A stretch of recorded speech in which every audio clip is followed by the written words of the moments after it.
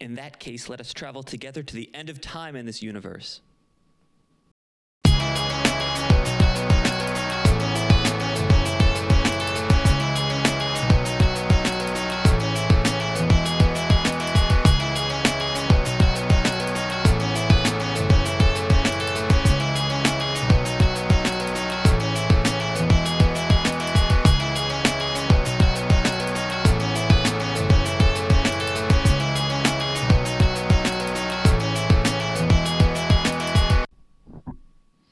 Hey kiddos, thanks so much for joining me for episode 15 of Chronicles and Collecting, where we're going to take a look at the MSN 06 Sinanju Real Markings version from Mobile Suit Gundam Unicorn.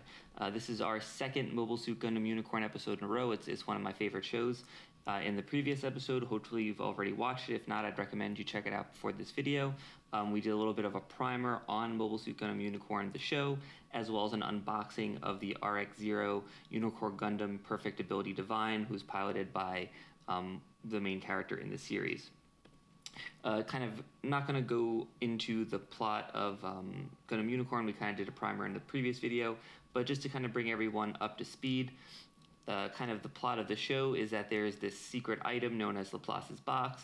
No one really knows about it, but no one knows what's in it, but people know that it could possibly change the world. And the only kind of clue they have as to getting the contents of Laplace's box is by bringing the Gundam Unicorn to a variety of locations, kind of reliving the history of the Universal Century and many of the battles that we saw in the other Gundam shows. So, like I said, during the last video, we unboxed the kind of main character Gundam, the RX-0 Unicorn Gundam, piloted by Banajra Lynx. And today we're going to look at sort of the main mobile suit piloted by one of the main antagonists of the series, who goes by the name of Full Frontal.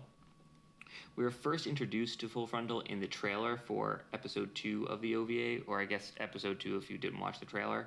But anyone who was waiting for those Unicorn OVAs that came out like every 6 months was definitely watching that trailer over and over and over again, English and Japanese. One of the Earth Federation ships is being attacked by a bunch of mobile suits, and one of the mobile suits is red and is traveling at 3 times the speed of the other ones. Everyone on board knew exactly what this meant, and I think many of the people watching it did as well. That's kind of the telltale sign of Char Aznavour, the red comet from the original Mobile Suit Gundam, as well as a variety of the other Gundam shows, who kind of famously piloted a red mobile suit that, a red high mobility Zaku that was 3 times the speed of the regular, kind of scrub Zakus. And Full Frontal sort of plays into this. He claims to be the second coming of Char Aznavour. He is, wearing he has the red mobile suit. His figure looks the same. He sort of has the same, kind of blonde hair, although his is longer. And importantly, he wears a mask.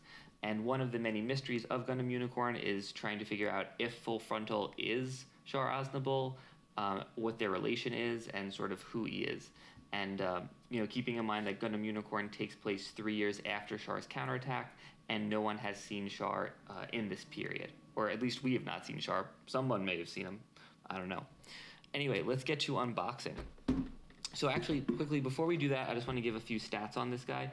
So there's actually 3 versions of the Sinanju. They're all very similar, but let's go over them. The first one came out in November of 2010. It retailed for 52.50 yen, so about $50. And that one's just called the Sinanju. Then, in 2014, January, a second version came out for 59.40 yen, so about $58-60.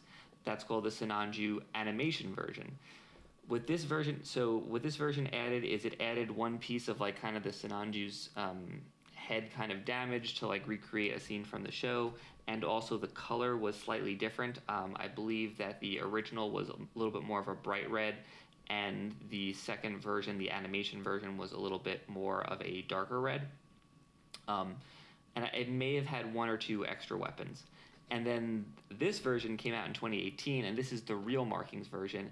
And as far as my understanding, I've not actually touched the first 2 versions, but I looked at them in a variety of kind of sources and looked at a lot of pictures. This is pretty much the same thing as the animation, except it has a lot of these little markings on it. You could see here, like his call sign, the 10S, And just this little design. We've seen a lot of the real markings before. We looked at, in I think the third episode, the Zaku 2 and the RX-78 real markings. Usually they just kind of take, a figure that already exists and just add a little bit more detailing to it. They do this a lot, for Gundam Unicorn and other Gundams. I'm always a sucker and I pay the extra money for them because, I want to get like the best one. If you remember in the past, I thought that the Zaku was really cool with the real markings. I thought the RX-78 kind of missed the mark. And some of the version Kaz that we looked at, the Mark II Gundam and the Double Zeta Gundam, although they're not marketed as the real marking versions, they do have a lot of that extra detailing that goes across the weapons and the figures, and I really like that, and I thought it added a really nice touch. So let's see if this one is worth it. Like I said, this one came out in 2018, June of 2018. It retailed for 7,560 yen, so about $15 more than the other one. I picked it up secondhand for a little over 12,000 yen, so about 120 bucks. So about $50 premium. But it is 3 years old, and hopefully it'll be worth it. Let's check it out.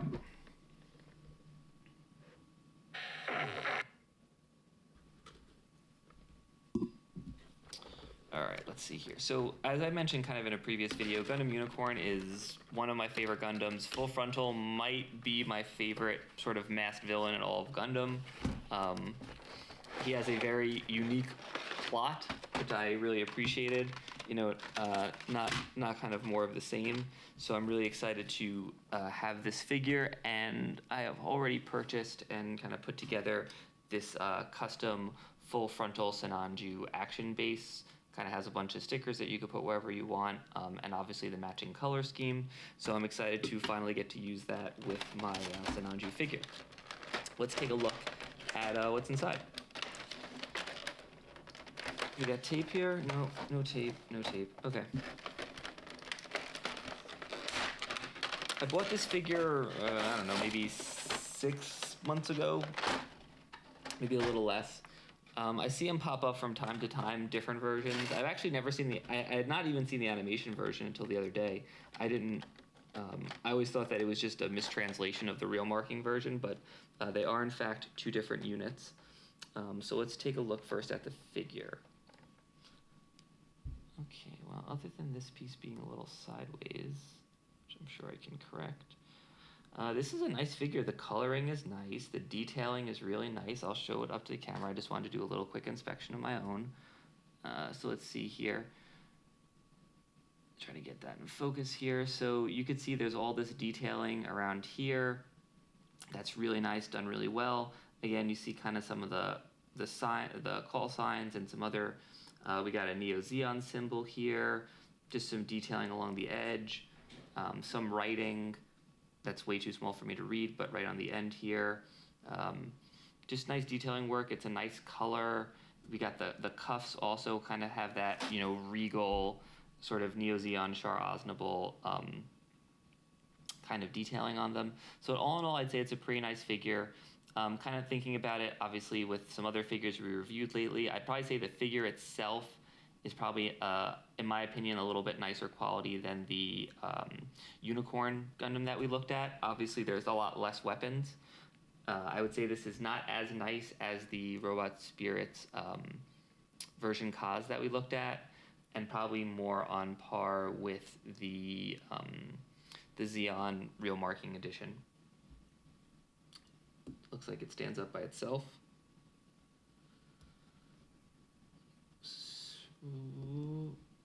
Yep, so that's good. Okay, so here's that additional head that I was saying that kind of first came with the animation edition. See, it kind of has some damage there. Nope, wrong side. Oop, now I dropped it. Kind of some damage there to the side. So I don't exactly remember what part that's from, but if you want to recreate that scene, you certainly can. Kind of have a bevy of weapons. We got a giant bazooka. That clips on, it didn't break off. A sniper rifle with a little scope. Should click back onto place. Oh, I think it goes, oh yeah, obviously you gotta put so you can see. Anyway, you could play around with that later. Got a few different hands. Oddly, there are 5 hands, which is weird. Usually there's 6, usually hands come in pairs, but, who am I to judge? I got this cool shield, and I think kind of importantly, the shield sort of shares the marking, the kind of real marking versions of the figures. It's got that same detailing gear, plus it's got the 10S here in the writing, which is nice. And then just a few other, I'm not sure, oh, this is a backpack. I'm thinking it's legs. So that's actually really nice. Those open up, and again, this has the same sort of markings on the side here, the little writing and this, that, and the other thing. Looks like these are some sort of shin guards or something. Put those on. And these also share the real markings. It's really, really tiny, but you could see it right on top there. And if I can ever get them out, these guys, which are sort of these like propellant tanks, and these also have some of the same markings. Yeah, kind of accessory-wise, fairly bare bones. It's got the little backpack. Oh, not true. I was wondering, I was like, it doesn't have a beam saber, and then I'm looking at the box, I was like, the one in the box has a beam saber, why didn't mine come with it? Because mine's right here. So it actually comes with these 2 battle axe slash beam saber weapons. I'm assuming there's probably a few different modes that you could use. You could see the beam saber right there. And here's kind of another part of it. And then it also has these, huge beams right here, which I'm assuming is just some sort of alternate thing. I wonder if they're wrist mounted, the beam sabers. Doesn't look like it. I'm not 100% sure where the actual beam saber beam latches onto, but I am sure that all answers await me in the instruction booklet, if I can understand it. There we go. Oh, there we don't go. Nope. Well, anyway, you get the point. I'll put it together when I do some posing.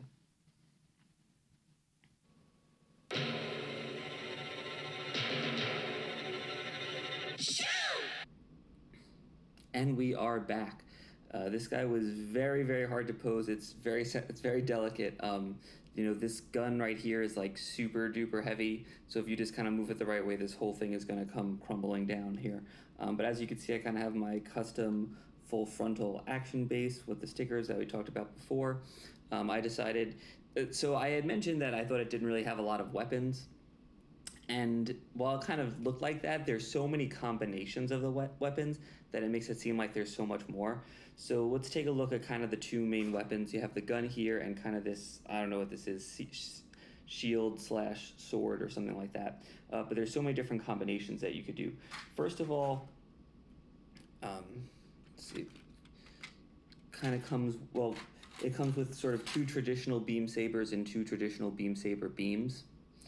So if you want to have a more kind of action-oriented pose, you could do that. It also comes with these smaller blades, as well as this kind of more daggery kind of thing, if you want to make that instead, and it has 2 of those.